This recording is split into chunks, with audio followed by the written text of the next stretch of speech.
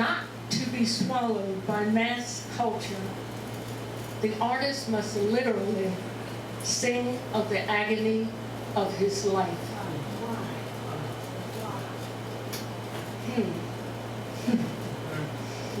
I think about mass culture today. We have a lot to learn. These two men remained in touch through letters and visits. Buford's letters to Baldwin reveals that he depended on his art as a barrier against insanity.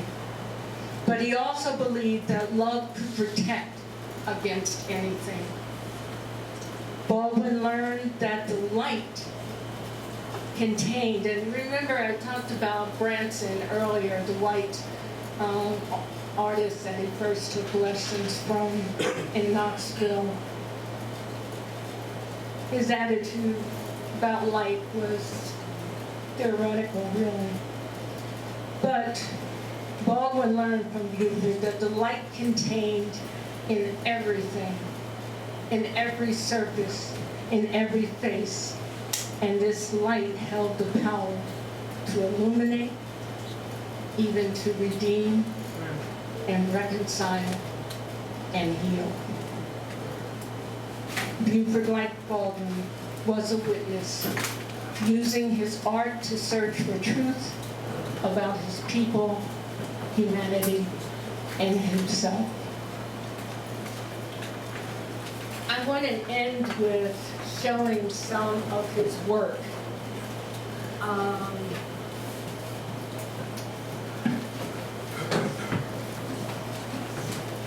You know, Buford Delaney was pretty unknown to contemporary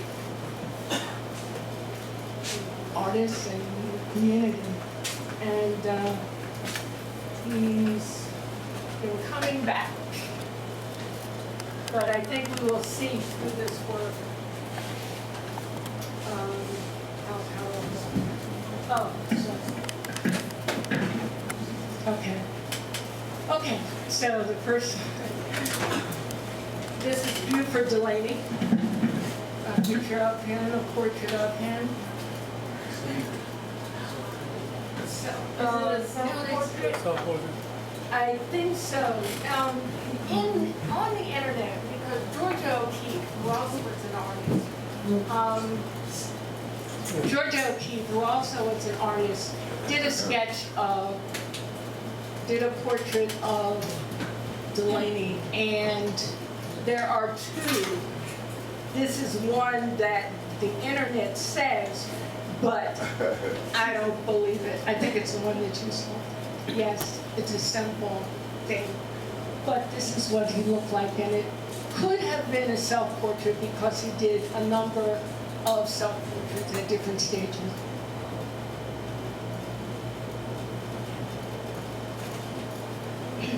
Dark Rapture.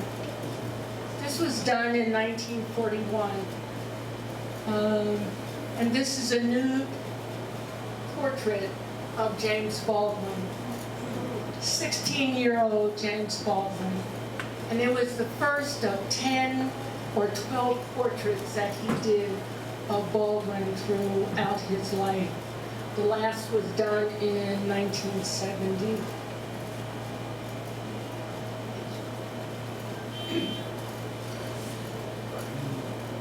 This is also, of course, of Baldwin, done in 1945.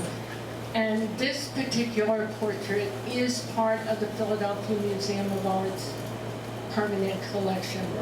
And I'm happy about that.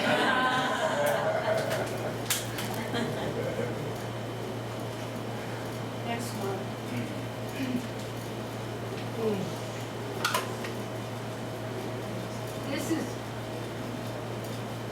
This is pretty famous. Can Fire in the Park. It's an oil painting done in 1946. Excuse me. It's part of the Smithsonian's collection. And I asked myself, was he recalled recalling his first night in New York when he lost his belongings and found himself in the park with homeless people. But he stated in his journal about the strangers he met that night by writing, "And knowing not a soul, I embraced in my mind the idea of the enormous difference among the great masses of people with nothing, the camaraderie and immediate understanding which can sometimes happen by chance."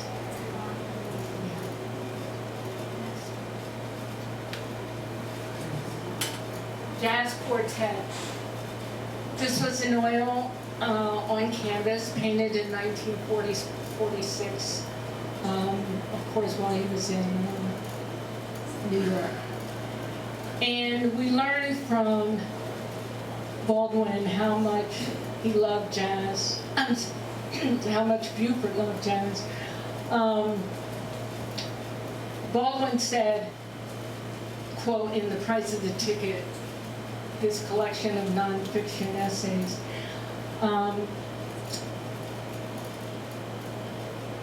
"I began to hear what I had never dared or been able to hear in his studio, and because of his presence, I really began to hear Ella Fitzgerald, Ma Rainey, Louis Armstrong, Bessie Smith, Ethel Waters, Paul Robeson, Lena Horne, and Josh White."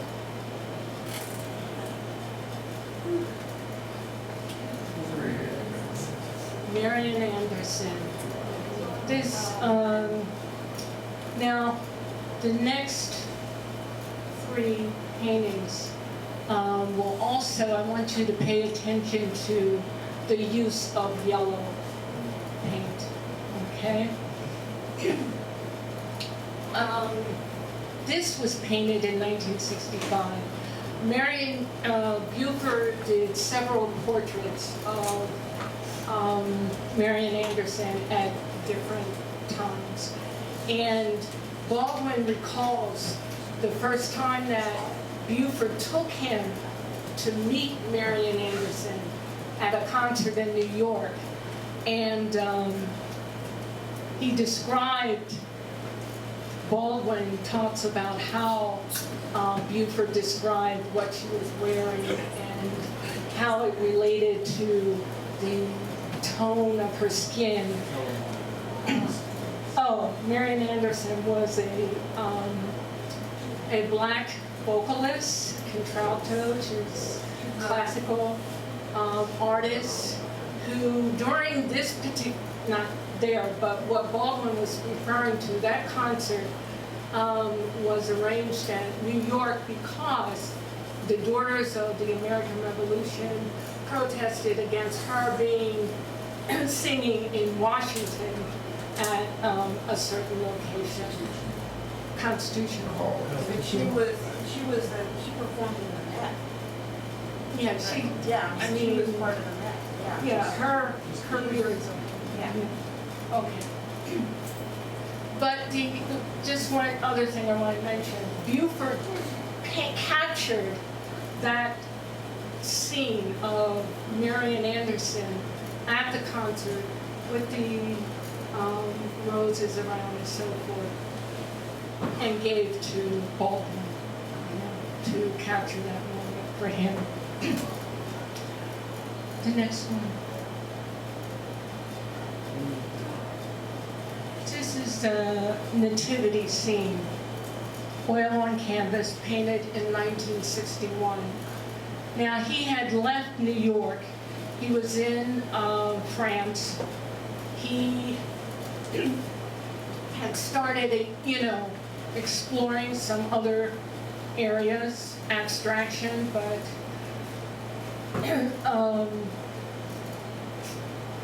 this, again, the use of yellow.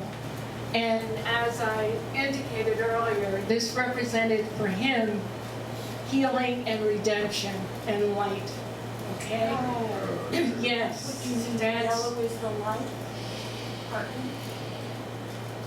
let me just also mention, Yes, yellow was spiritual for Buford Delaney. But it was interesting in my research to find an observation about using yellow as a painter. According to Richard Powell, he curated the multiple venue exhibit, Buford Delaney, the color yellow, began in 2002 at the High Museum in Atlanta. He said that yellow, a difficult color, presented little apparent difficulty for Delaney. His handling of it seemingly effortless. The effects he achieved with it richly nuanced. The exhibit included 26 of his paintings done from 1940s and after moving to Paris.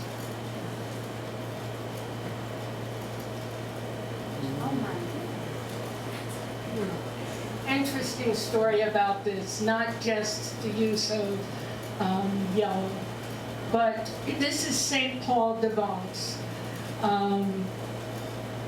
Baldwin Tone in France. And this is an oil on canvas painted in 1972. But in addition to being another example of its use of yellow, Buford spent 2 weeks there. This is 2 weeks in 72. And he was visited by a guy named Richard Long. Richard Long was a longtime black friend who, from the States, who was visiting him in France. And he found Buford in a terrible state, okay? Probably a psychotic episode from the schizophrenia, and Long didn't know what to do, and he called Baldwin. Everyone knew of that relationship. And Baldwin told them, bring him to St. Paul de Vence. Bring him here. And he stayed there for 2 weeks, stabilized, and sketched during that time. And this was one of the many sketches that he did in oil, in oil painting when he returned.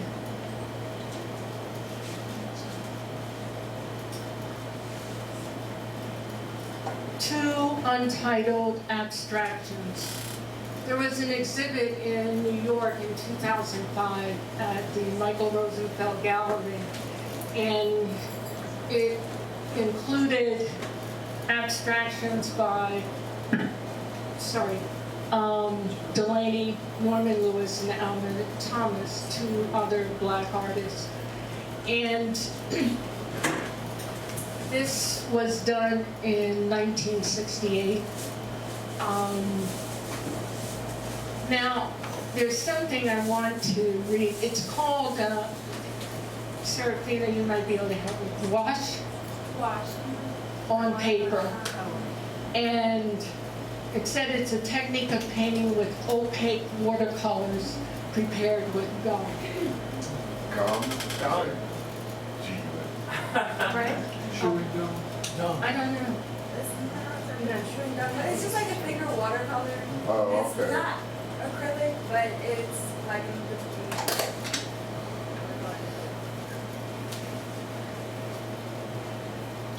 But one thing that I want to read by a black independent scholar, art historian, and curator, Dr. Adrienne Childs.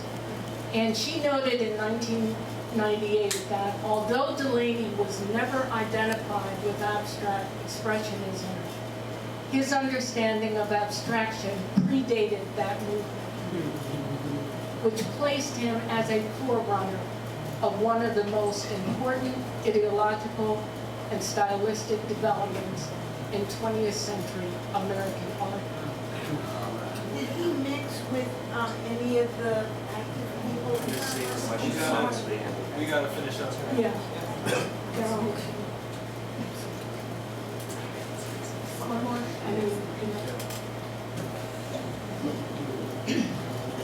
Again, the use of yellow, the brightness of colors. Bernard Hassel. This is an oil on canvas. Bernard Hassel was a friend and staff of James Baldwin's. He, in fact,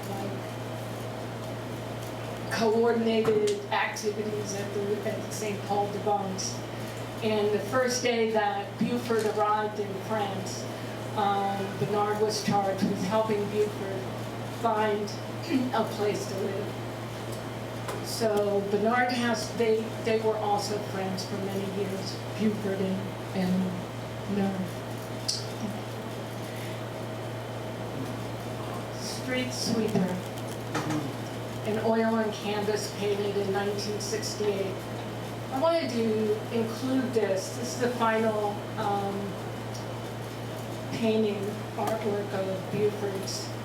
But so much of the literature talks about Buford's portraits, representational work in New York, some in France, but then he rose to dealing with abstractions. But he always did portraits. And I wanted to include this to show that although he became involved, it's true, with abstractions, as exemplified in those other two ones, Buford Delaney in Street Sweeper, which is what this is entitled, never forgot the ordinary people.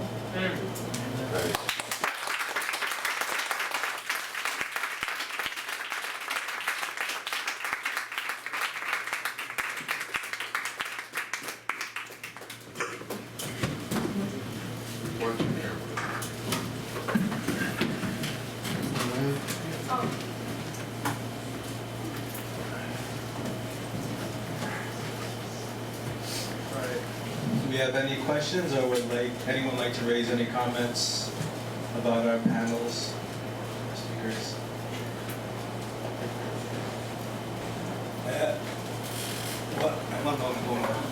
It's a comment.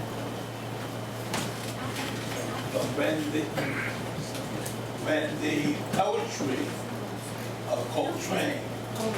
Hello? Yeah. That's good.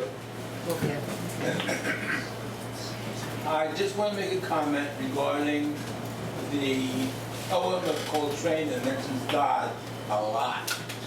And I wanted to say, to have people realize that I think that the reason that God is mentioned a lot is to be gender neutral. So instead of saying him, as one would say, to avoid mentioning the name a lot, that he purposely said God,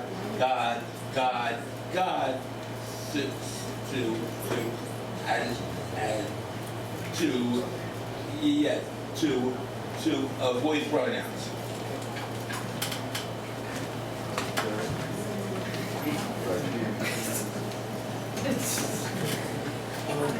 Michelle, I'd like to ask you, the composer and reed saxophone player Yusef Lateef has claimed that the original title of Love Supreme was Allah Supreme. And in fact, if you listen to the chant, you can almost hear him saying, it's like Allah Supreme, Allah. He's only giving an example.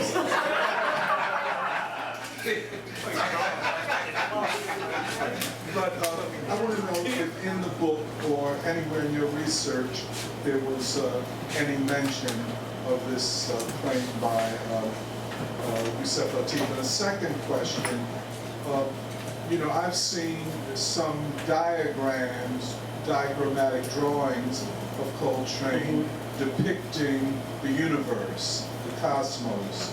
Are you familiar with them, and what would you say about them? So I have two questions.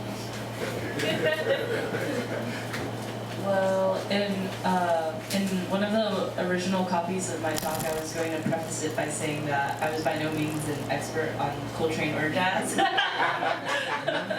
So,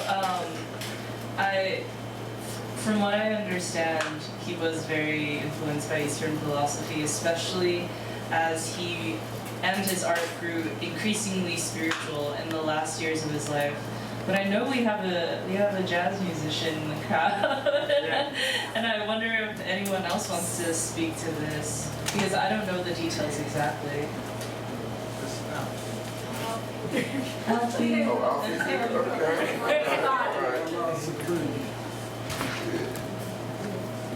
What was your question again? Alfie, Yes. what I was asking, you remember Yusef Lateef claimed that the original title of Love Supreme was Allah Supreme. I really can't Okay. say that's true. Okay, you do. All right. But again, on the chant, according to the liner notes, there was Alvin trained doing the chant. Elvin Jones and John Coltrane.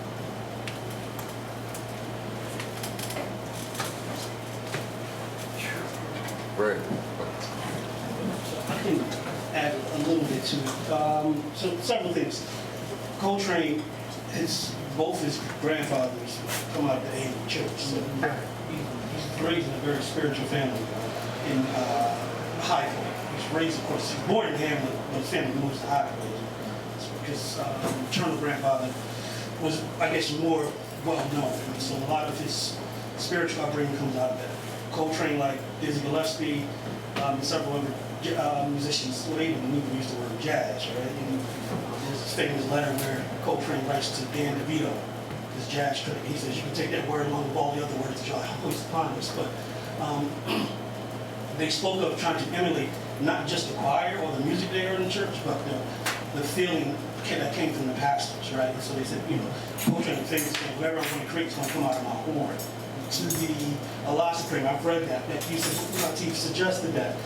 I've never read anywhere where Coltrane or Alice suggested, but we can say because of his relationship, his marriage to Naima, his first wife, over on 33rd Street, where when he breaks his addiction, is where he said he didn't write the music for it. He does that when he moves up to New York. Right. But he said he first had the idea for that song. So that's why in the liner notes he says in the year 1957, right? He's referencing that. You can get into numerology 7 years later when he actually records this song in 64. It's released, of course, in 65.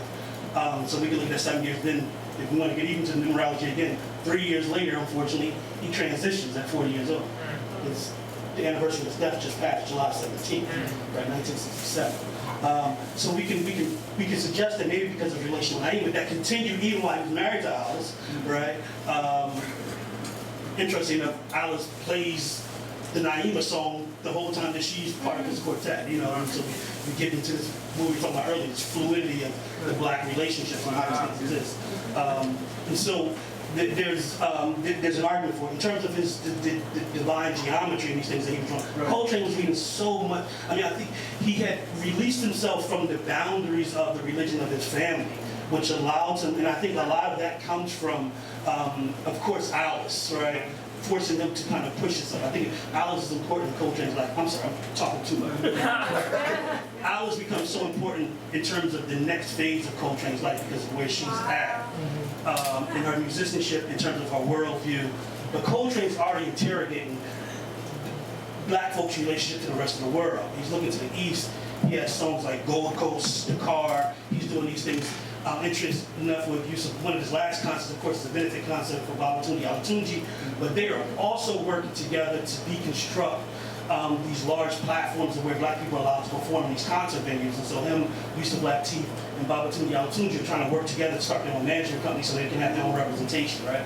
He was also going to visit Africa, Nigeria, probably more specifically with Baldwin Tone. They were setting it up because he had not been to Africa yet. But of course, he's friends with Ravi Shankar, the young sister's name. She changed her name, right? Nora Jones' father.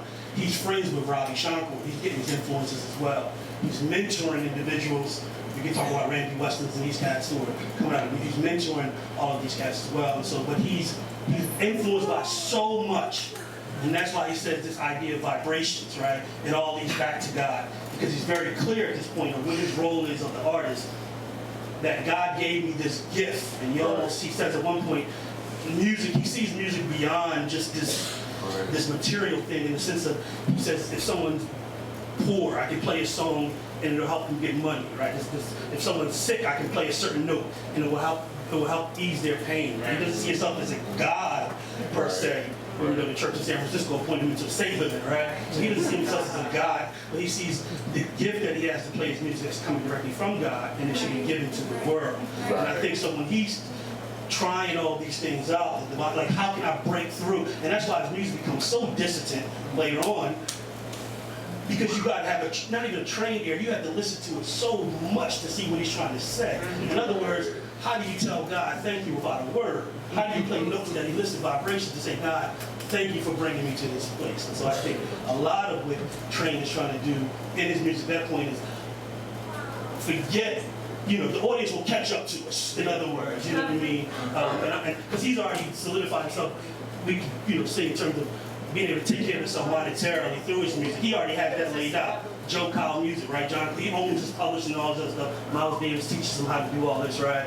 We see the importance of that mentorship. But at this point, it's about God gave me this gift, and I want to give this gift to the world. And as he says, that you have to say, he just wanted to be a force for real good. Yeah. And it don't get no better than that. You know what I mean? How do you just live your life just to make people feel good and use the gift that God gave you to get good to the world?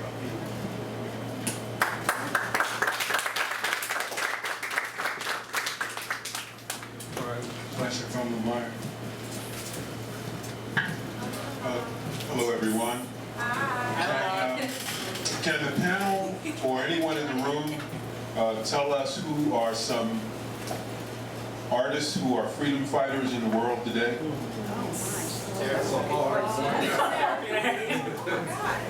think there's one who is at the Barnes right now, has a fellowship. One that has a fellowship at the Barnes right now, Leroy Johnson, who I think he was mentored by someone who was very close to Buford, and it would have been good to have him here. But I think the Philadelphia artist Leroy Johnson, and I also think in a certain period Barbara Bullock, kind of represented that striving for identity, for freedom, for the beauty of the black body, and even I would say Barbara. People might know Barbara Bullock. Her eroticism. Right. Not in a not in a negative way. So I'd say those two. Here in Philly too. Oh, by the way, and Richard Watson and the murals at the Church of the Advocate. Walter Edmonds and Richard Watson. I would add, I keep a rolling list. So in terms of musicians, I would say Brandy Younger. And if anyone wants this list, I can give to them. Kendrick Scott Oracle, Christian Scott Atunde Aduje, he's out of New Orleans, he's doing great things. And also Ambrosi, mispronounced his last name, but Akin Missouri, he's a trumpet player as well. I think these guys are continuing this idea of kind of art. Who was the first? Say it again. Who was the first one? Brandy Younger. She's a harpist. She plays with Robbie Coltrane, John Coltrane. Where's she? And Elvis Coltrane's son. She's a harpist. She in the United States? She is. These are all U.S. Folk. I don't know if they would claim U.S. as their citizenship, but in terms of where they're located at, yes. Christian Scott Alatunji, he's a beautiful musician as well. But these are individuals who are pushing kind of the ideas of what they're music is, but also very much community activists or community oriented and social oriented as well in their music. Thank you. I saw the work of an artist from Nigeria who studied in Paris. I thought his work was a lot about, a lot of it is very sculptural and three-dimensional, and he was asked apparently during one of his classes why he wasn't painting black stuff. And so all the things that I saw at this huge exhibit at the Barnes, he had a lot of black characters in clothes of the Brits during the Victorian era. And so I thought he was protesting that sort of thing. Does anybody know who he is? Does anybody? I've never heard of him, but it was powerful. A kind of an unrelated comment to that. Very interestingly enough, I was thinking as you were going through your talk on Buford Delaney. First of all, seeing the figures in the painting, made me think. Buford Delaney paints how Aretha Franklin sings.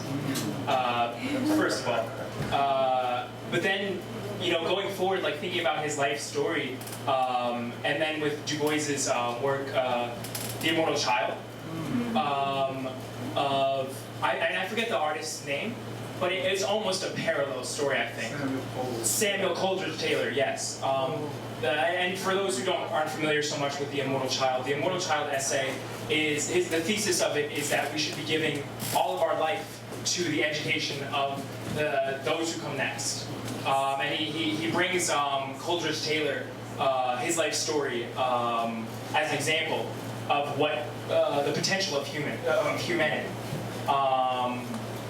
Coleridge Taylor was seen by one person, from what I understand, seen from a window, playing a violin, right? And so that person calls another person, and so Coleridge Taylor is mentored by somebody, and then he's brought to school, and then he's given all these opportunities, and he becomes this unimaginable creative force, just like Buford Delaney. And I think it's really a testament to the Immortal Child and the power of the Immortal Child. Yes. By the way, Samuel Coleridge Taylor was a black Brit. He dies at 37. He was a composer, and he draws upon the sorrow songs, what we call the blues, and he frames it and reconfigures it within the classical European style, but it's almost classical music with the blues. Mm-hmm. So I would just.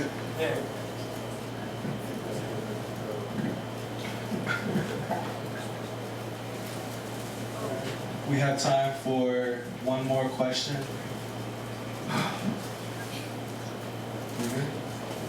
All right, everyone, please give a round of applause.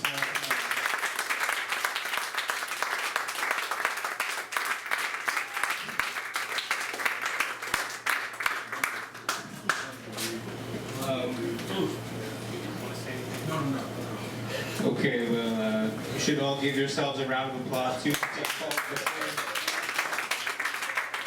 you very much to the audience. Thank you very much.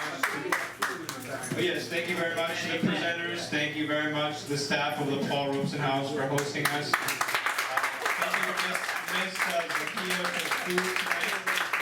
Volunteers in the back, tables as well.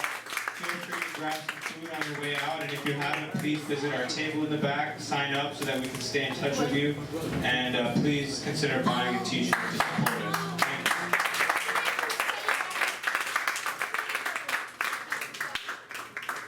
It's Robin.